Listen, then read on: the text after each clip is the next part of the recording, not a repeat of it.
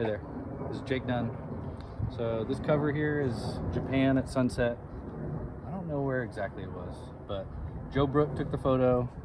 He actually made me do this over and over again because the sunset was so pretty. Yeah, it's on fire. And we were pretty tired, and it was just a long day.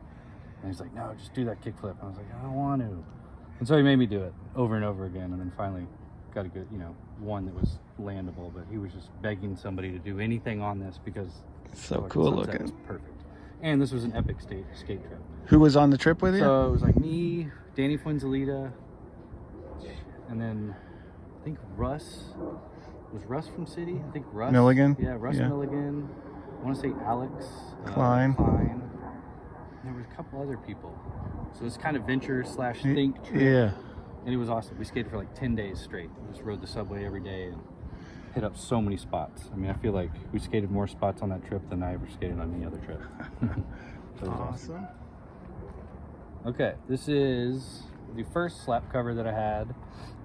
And this is in Minneapolis. This was a random trip that I was shooting the pro interview, I guess, for slap. And Joe Brook invited me to drive across country with Nate Jones and what's his friend, John Buchanan. Okay. And so we drove from like Ohio all the way to like SF. Yeah. It just took a weird route. Ended up in Minneapolis because we wanted to hit some spots. And I got sick, and so I was in the hotel room sick for a day or two, and then Joe begged me to come out and try to get something on the hubba. So I was sick, and that was all I did that day. I walked a few blocks away and Got the cover. got the cover. So that was a funny story. But yeah, that was just a random trip where we drove across country just to get a bunch of photos, and it was fun. Not too many folks have had 2 slap covers. Can you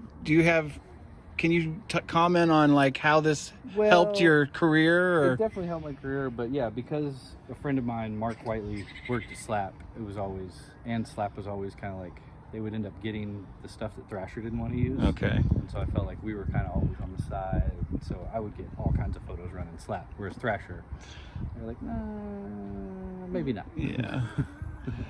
And when we think about classic covers, can you remember any magazine covers that stuck out in your head as a younger skater? Stuff that influenced you, or friends' covers that you were super psyched on? Yeah, I mean, a long time ago, yeah, there was a bunch of, I guess they were all Trans World covers. That's pretty cool. much. What? I feel like there was a couple, maybe a Cap one, or maybe that was just a poster I had.